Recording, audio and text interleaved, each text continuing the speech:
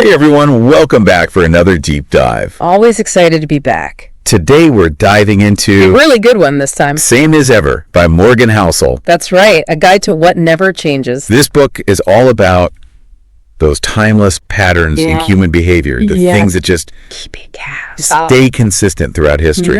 Yeah. And it's fascinating how these patterns can help you understand absolutely. not just your own life, but the world around us. Yeah. And maybe even what the future holds. For sure. So we're going to go chapter by chapter. Yeah. We're going to go chapter by chapter, highlighting some of the most fascinating points. And stories that Housel uses to bring these patterns to life. Absolutely. He's a great storyteller. So, starting off with chapter 1. Yeah. The Little Laws of Life. That's a good one. Housel kicks us off with a story about Warren Buffett. About driving around Omaha with a friend in 2009. During the recession. The economy was a mess. Yeah. And the friend asks, how does the economy ever bounce back from this? Great question. And Buffett responds with... That's another question. Do you know what the best-selling candy bar was in 1962? I love this. The answer, of course, was Snickers. Classic. But what does a candy bar have to do with the economy? That's the brilliance of this anecdote. Okay, lay it on me. It highlights that even in times of turmoil, some things remain constant. People still crave chocolate, even when the economy's tanking. Oh, I see. It's about those fundamental human desires that transcend economic cycles. Exactly. Housel is saying that despite all the ups and downs, there are these underlying truths, these little laws of life that just keep ticking along. I'm starting to get it now. And by understanding these laws, we can gain a better grasp of how the world works and make smarter decisions. It's like having a cheat sheet for navigating life's complexities. Exactly. It's not about predicting the future. It's about recognizing those enduring patterns that shape our behavior. Okay, on to chapter 2. Risk is what you don't see. Oh, this one's a bit of a nail-biter. Housel hits us with a pretty intense story about Victor Prather, a NASA astronaut. A tragic story. Who tragically died. During a routine spacesuit test. In a high-altitude balloon. Can you imagine? It's crazy to think that. Even with all of NASA's precautions. Even with all the meticulous planning and preparation. Yeah. Things can still go wrong. Terribly wrong. In such unexpected ways. That's the point Housel's driving at. I'm listening. The most significant risks often aren't the ones we anticipate. It's the stuff we don't even see coming. Precisely. The unknowns lurking in the shadows. Like a curveball from left field. Exactly. And that's what makes risk so tricky. It reminds me of so many things. Like 9/11? Yeah, no one saw that coming. Nobody could have predicted that. Unthinkable at the time. And the Great Depression. Even more recently, the COVID-19 pandemic. Absolutely. These events blindsided everyone. They did. Demonstrating that hindsight bias. Yeah. We tend to underestimate. We look back and think... It was so obvious. Well, that was so obvious. But in the moment, totally unpredictable. Yeah, in the moment. Total shock. It felt like a complete shock. Absolutely. So how do we prepare for these unknown risks? Well, Housel offers some practical advice. All right, give it to me. First, save more than you think you need. Really? More than you think you need? That's right. It's better to have a cushion, A nice comfy cushion. Exactly. Just in case something unexpected happens. Okay, what else? Second, take on less debt than you think you can handle. Less debt, got it. Debt can magnify the impact of those unforeseen events. Makes sense, yeah. And finally, always be prepared for the unexpected. Prepare for the unexpected. Have backup plans, diversify your investments, be adaptable. Like a Boy Scout. Exactly. Always be prepared. I like it. So basically, expect the unexpected. And don't rely on a crystal ball. Got it. Now, chapter 3. The Tragedy of High Expectations. Oh, this one's a fascinating paradox. Tell me more. It explores this idea that even though life is objectively better today in many ways, higher wages, better health care, we still tend to romanticize the past.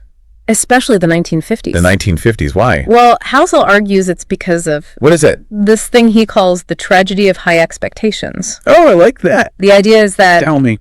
Our expectations often rise faster than our circumstances improve. So we're always chasing a moving target. Exactly. And we're constantly comparing ourselves to others. And social media doesn't help. Oh, it's a breeding ground for that. It makes you feel like you're always falling behind. It does. But why the 1950s specifically?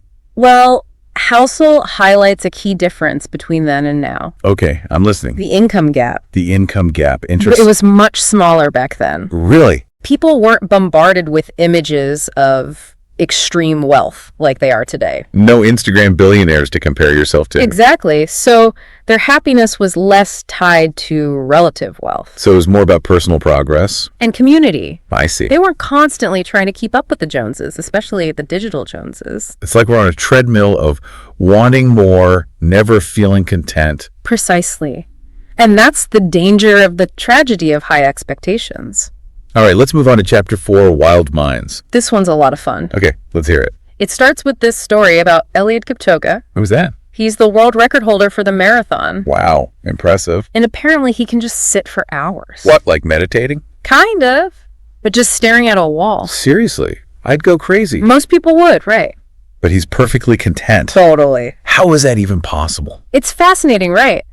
Housel uses Kipchoge as an example of what he calls wild minds. Wild minds, I like it. These are people who are incredibly gifted in one area. Like marathon running. Exactly. But they often have quirks or weaknesses in other areas. It's like their brilliance in one domain comes at a cost in another. Exactly. So it's not always sunshine and roses for geniuses. Definitely not. Like take Elon Musk, for example. Perfect example. Revolutionizing space travel and electric cars. Yeah. But also stirring up controversy on Twitter. A classic wild mind. And then there's John Boyd. Oh, the legendary fighter pilot. A genius in aerial combat. Absolutely. But his unconventional methods and personality often clash with authority. It seems like a common theme with these wild minds. It's like they operate on a different wavelength. Exactly. And Housel reminds us that while we might admire their achievements, their unique qualities can also be their undoing. Makes you think about the price of genius. It does. It's like a double-edged sword. Absolute. Okay, let's move on to Chapter 5. Does not compute. Oh, this one deals with risk and uncertainty. Always a fun topic. Housel uses a scene from the movie Zero Dark 30. Tell me about it. Remember when the CIA director demands a yes or no answer? About Osama bin Laden being in the compound? Yes, but the analyst can only give a probability. Frustrating, right? Totally.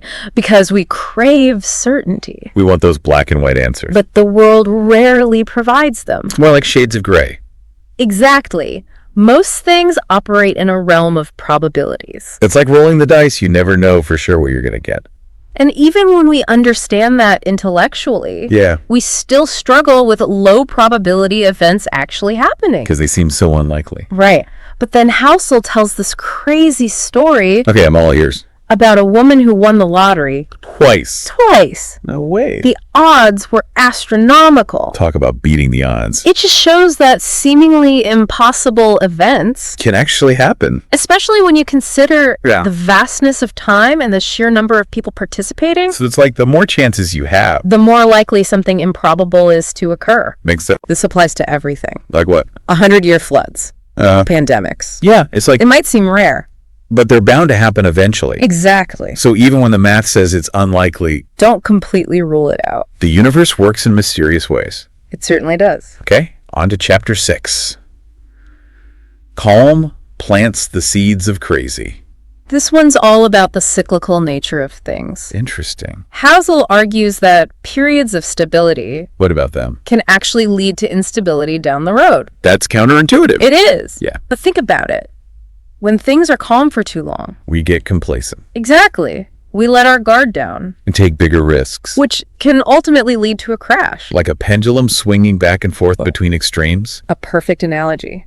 It reminds me of the 2008 financial crisis. Oh, classic example. Everyone thought the good times would last forever. And then boom, the bubble bursts. It's a reminder that stability can be deceiving. And that we should always be prepared for turbulence. Even when things seem smooth sailing. Exactly. Okay, let's move on to Chapter 7. Best story wins. Oh, this one's a favorite. I'm intrigued. Housel starts with this amazing anecdote about... Tell me. Martin Luther King Jr.'s I Have a Dream speech.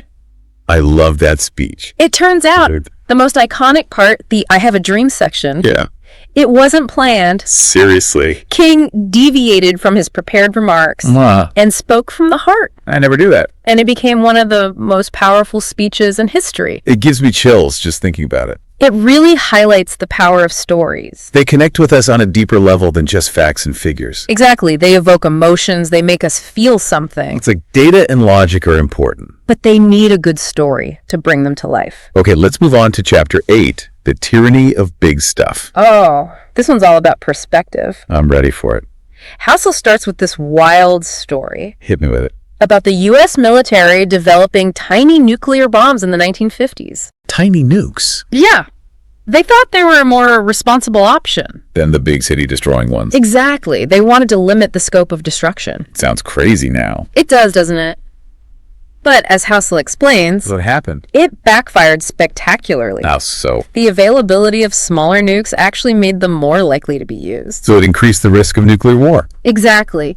It's a perfect example of how seemingly insignificant things can have massive unintended consequences. It's like the size of the bomb didn't matter. It was the fact that they existed at all. That changed the game. Precisely. And Housel connects this concept to more everyday examples. Like what? He talks about the impact of small snacks on obesity. Oh, those little bites add up. They do. And he talks about the power of compound interest. Small, consistent investments over time. Exactly. It's the tortoise and the hare all over again. Slow and steady wins the race. But we often get so focused on the big dramatic events That we overlook the power of consistency. and the cumulative impact of small, sustained actions. That's the tyranny of big stuff. It blinds us to the subtle but powerful forces at play. And it can lead us to make decisions that aren't in our best interest.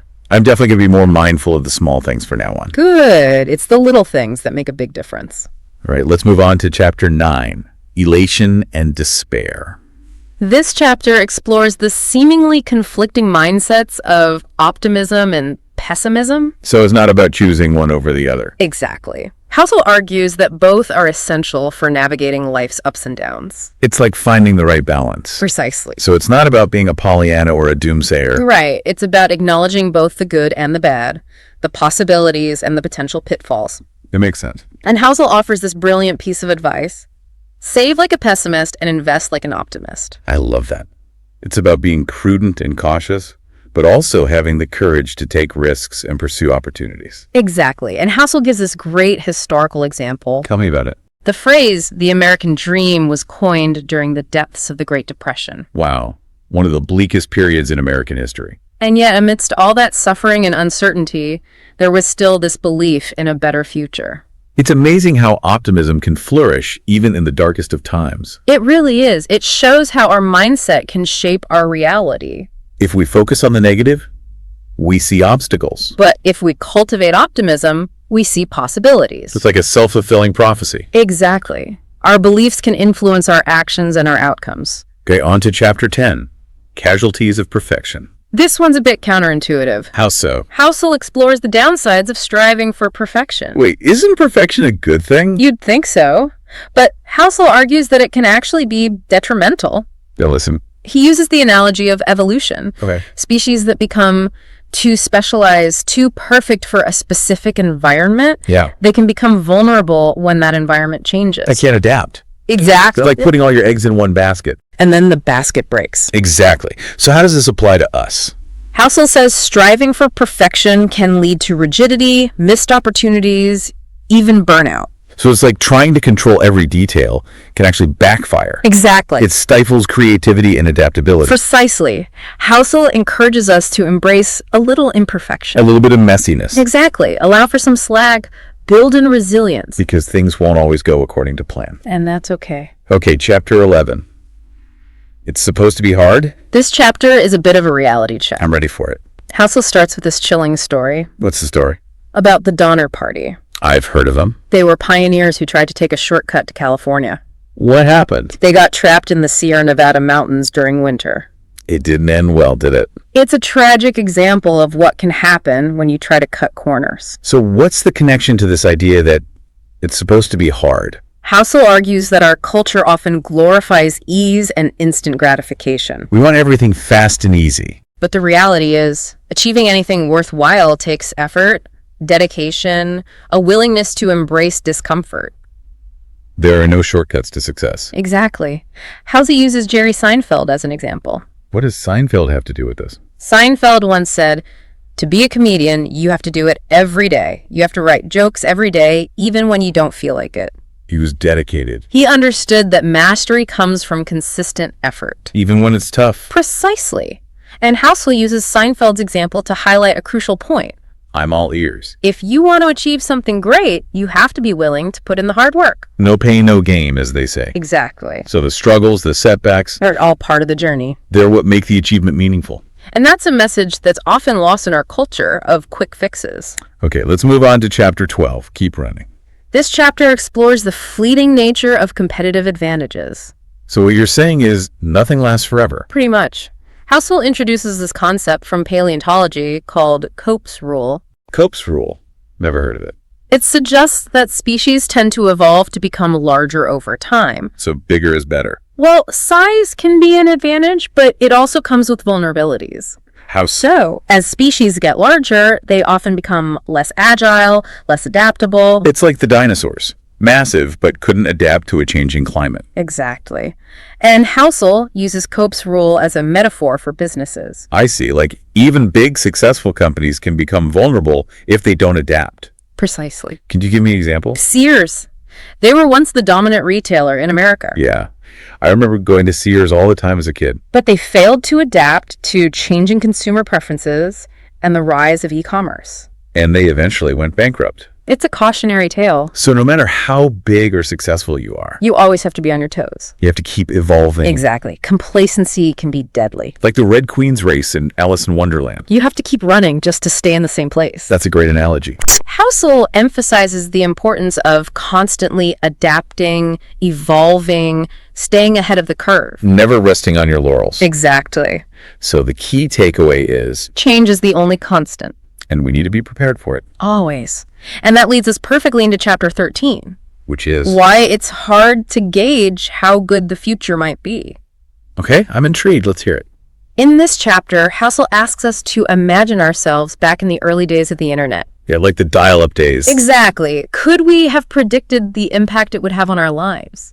I mean, back then it was just this niche thing. Yeah, a few geeky folks messing around with computers. No one could have imagined how it would transform everything. Communication, commerce, entertainment. The whole shebang. Absolutely. It's a perfect example of how we often underestimate the potential of new innovations. Especially when they're just starting out. We get so caught up in the present that we can't see the long-term implications. That makes sense. Housel challenges this common belief that innovation slows down over time. Like the idea that we've already picked all the low-hanging fruit. Precisely.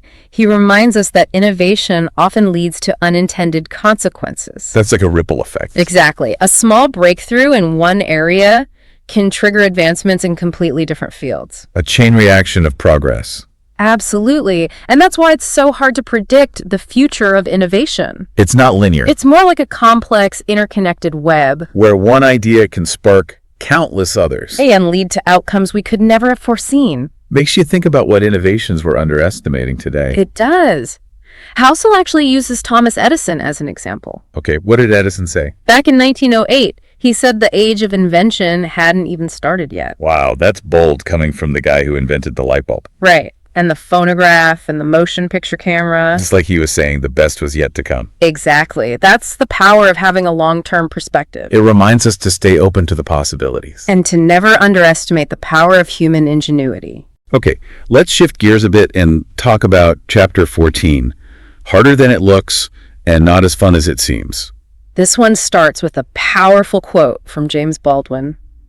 You think your pain and your heartbreak are unprecedented in the history of the world, but then you read. That's deep. It speaks to the universality of human suffering, you know. Yeah, we all go through tough times. But sometimes it feels like our struggles are unique, like no one else could possibly understand. And that's where Hussel's point comes in. He's saying that we often see a curated version of other people's lives. Like a highlight reel. Exactly. We're comparing our behind-the-scenes struggles to their carefully crafted public personas. And it can make us feel inadequate and alone. Especially with social media. Oh yeah, social media is the worst for that. It's like everyone's putting on a show. Presenting their best selves. But beneath the surface, there are always struggles, complexities, things we don't see. It's like an iceberg. We only see the tip. Exactly. And this tendency to idealize others can have some negative effects. What kind of effects? It can make us underestimate our own abilities, overvalue the opinions of successful people, even in areas where they're not experts. And be way too hard on ourselves. Exactly. It's a recipe for unhappiness. So the takeaway here is to remember that everyone's fighting their own battles. We're all more alike than we often realize. It's a call for empathy and understanding. To recognize that the struggles we experience are often more common than we think. Okay, chapter 15. Incentives. The most powerful force in the world. Oh, this one's fascinating. I'm ready for it. Housel argues that incentives can drive people to justify or defend almost anything. Like people will do whatever it takes to get what they want. Exactly, and if you give them the right incentives... They'll jump through hoops. Absolutely. Housel even quotes Jason Zweig, who says, "Lie to people who want to be lied to, and you'll get rich." Oof, that's a bit cynical, but I see his point. It is, but it also highlights the power of incentives. They can cloud our judgment, distort our perceptions. They can even lead us to act against our own best interests. It's like the old saying, follow the money. If you want to understand why people do the things they do, look at the incentives. That makes sense. And Housel gives some really interesting examples to illustrate this. Okay, hit me with one. He talks about the rapper Notorious B.I.G. Biggie Smalls. He chose to sell crack cocaine over pursuing a career in commercial art. Why? Because the financial incentives were much greater. So the money was talking. Exactly. He also talks about the Heaven's Gate cult. Oh, that's a dark one. The members rationalized away evidence that contradicted their beliefs because they were so focused on their ultimate incentive. Salvation. Exactly. So it's like incentives can create this tunnel vision. Where you only see what you want to see. And ignore everything else. Exactly. Understanding this can be really helpful in navigating the world. It can help us understand seemingly irrational behavior, be more forgiving of others' mistakes. And recognize our own susceptibility to these powerful forces. Exactly. We're all influenced by incentives, whether we realize it or not. Okay, chapter 16. Nothing's more persuasive than experience. This one's all about how our beliefs and preferences are shaped by what we've been through. It's like you don't really know something until you've experienced it firsthand. Precisely. It's like that saying, you don't really know someone until you've walked a mile in their shoes. Perfect analogy. Housel uses a historical example to illustrate this. The Great Depression. Interesting. Tell me more. Before the crash, most Americans favored limited government. But then everything changed. Exactly. After experiencing the devastating effects of the Depression, many people embraced more interventionist policies. Like the New Deal. Exactly. Their personal experiences with economic hardship changed their views on the role of government. They saw firsthand how government intervention could help. And it wasn't just about economics. What else? Housel also discusses how exposure to war and other forms of hardship can shift people's perspectives. Makes sense. Trauma can definitely change your outlook on life. It can override your preconceived notions and force you to reconsider your beliefs. So our beliefs and preferences aren't fixed. Not at all. They can evolve and change based on our experiences. And that's okay. It's actually a sign of growth and adaptability. Okay. Chapter 17. Time horizons. Oh, this one's about the challenge of long-term thinking. Which is something we all struggle with, right? Absolutely. Everyone talks about the importance of long-term thinking. But it's so hard to actually practice. We're constantly bombarded with distractions and temptations that pull us toward the short term. It's like we're living in a culture of instant gratification. Exactly. We want everything now. And we don't want to wait for anything. And that makes long-term thinking even harder. So how do we overcome this challenge? Housel compares long-term thinking to climbing Mount Everest. Interesting analogy. Go on. Saying you're in it for the long haul is easy. But actually making the climb is a whole other story. Exactly. It requires a different level of commitment and resilience. So what are some of the specific challenges of long-term thinking? Well, for one thing, you have to navigate unpredictable short-term events.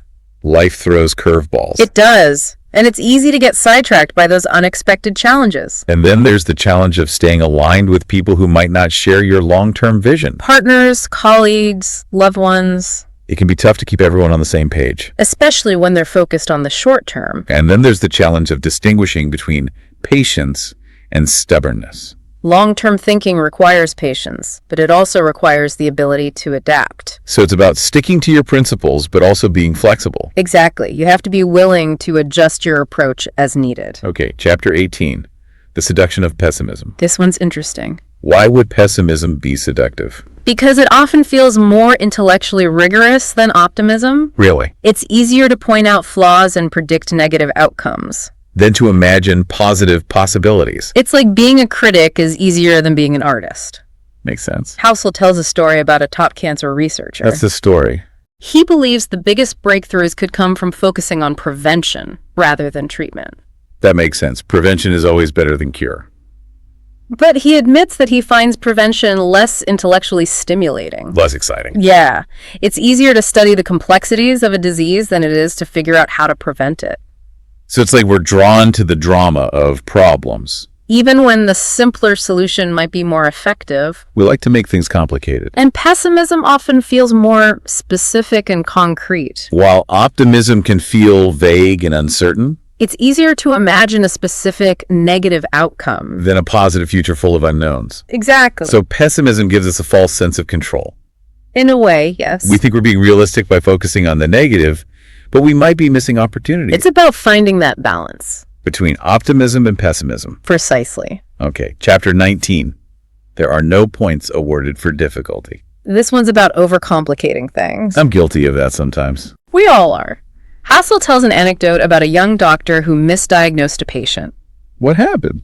He focused on the unusual symptoms and missed a simpler, more common explanation. It's like he was trying to show off. Exactly. And it backfired. So the takeaway here is, simplicity is often a sign of true mastery. The most effective solutions are often the simplest. But they don't always feel the most impressive. It's like that saying, if you can't explain it simply, you don't understand it well enough. Exactly. Okay, chapter 20. Wounds heal, scars last. This one's about the lasting impact of our experiences. Makes sense. We're all shaped by what we've been through. Housel starts with a story about Ivan Pavlov's dogs. The famous experiment with the bell and the salivation. Exactly. But here's the thing. During Pavlov's experiments, there was a flood in the lab. A flood? Yeah, it nearly drowned some of the dogs. Poor pups. And after the flood, their behavior changed.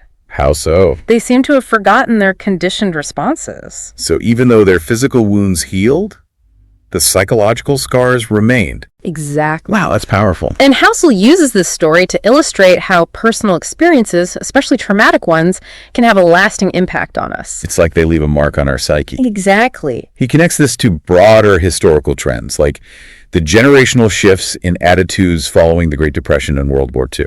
Those collective traumas shaped the beliefs and values of entire generations. It's like those experiences become part of our collective memory. Exactly. And they continue to influence us long after the events themselves have passed. It's important to be aware of these historical scars. And to understand how they might be shaping our perspectives today. Okay, moving on to chapter 21, overnight tragedies and long-term miracles. So what's the idea here? Is it that some things can change in the blink of an eye, while real progress takes time? That's the gist of it. Housel contrasts how easily a reputation can be destroyed, it can happen overnight, with how long it takes to build a good one. It takes years of consistent effort. And it's the same with building a business. You know, years of hard work can vanish in an instant with a single bad decision. Yeah, that makes sense. It's like one misstep can undo years of progress. Exactly. And then Housel brings up this fascinating historical example, Dwight Eisenhower's heart attack in 1955. Back then, heart disease was a leading cause of death in America. It must have felt like a national tragedy when it happened. Everyone was probably terrified about what it meant for the country. Totally. But here's the thing. Since the 1950s, the death rate from heart disease has plummeted. Like, it's declined by over 70%. It's an incredible medical achievement. That's amazing. But we rarely hear about it, right? Right. It's one of those long-term miracles that gets overshadowed by the daily barrage of bad news. It happened gradually over decades, so it doesn't grab our attention in the same way that a sudden tragedy does. It's a good reminder to pay attention to those long-term trends, to appreciate the progress that's happening, even when we don't see it happening right in front of us. Exactly. Progress often takes time. It's not always flashy or dramatic, but it's happening. Okay, on to chapter 22. Tiny and magnificent. Didn't we already talk about this idea of small things compounding over time in chapter 8? We did touch on it then, but Housel revisits it here with a fresh perspective. He circles back to those tiny nuclear bombs we talked about earlier to emphasize how fixated we are on big events, on those things that seem huge and dramatic. Right, like we're drawn to those big explosive moments. But it's often the small, subtle forces that are actually shaping the world. He also talks about evolution, how those tiny, almost imperceptible changes over millions of years led to the development of complex life forms. It really is mind-blowing when you think about it that way. It is. And Housel points out that this same principle applies to our own lives. Our daily habits, the small choices we make, they can have a huge impact in the long run. It's like the butterfly effect, right? Those small actions can create ripples that spread out and have a much bigger impact than we might initially realize. Absolutely. And it's empowering, too, because it means we have more control over our lives than we often think. Okay, last chapter. Chapter 23, Elation and Despair. What's Housel's final message? He brings us full circle to a key theme that runs throughout the book: the importance of balancing optimism and pessimism. Progress needs both. We need to be realistic about the challenges, but also retain a sense of hope. It's like finding that sweet spot between being grounded in reality and still believing in the possibility of a better future. And he sums it up beautifully with this advice: save like a pessimist and invest like an optimist. Prepare for the worst, but believe in the best. That's a powerful reminder. It reminds me of the origin of the American dream, coined during the Great Depression, one of the toughest times in our history. Yet amidst all the suffering, there was still this powerful belief in a brighter future. That's the resilience of the human spirit, our ability to hold on to hope even when things are tough. And Housel reminds us that we have that same power within us to choose hope, to believe in the possibility of progress, and to shape a better future for ourselves and the world. So that wraps up our deep dive into Morgan Housel's Same as Ever. What a journey it's been. We've covered a lot of ground, explored these timeless patterns of human behavior, and uncovered some incredible insights for navigating life's complexities. It's been a fantastic exploration. This book is packed with wisdom, and it challenges us to think differently about how the world works and how we can make better decisions. To our listeners, if you haven't read Same as Ever yet, I highly recommend checking it out. And if you've already read it, I hope this deep dive has sparked some new insights and maybe even inspired you to revisit some of those key concepts. And as always, we encourage you to keep exploring these ideas, to keep learning, to keep questioning, and to keep striving to make sense of this complex and ever-changing world we live in. That's it for this deep dive. Until next time, stay curious and keep those minds sharp.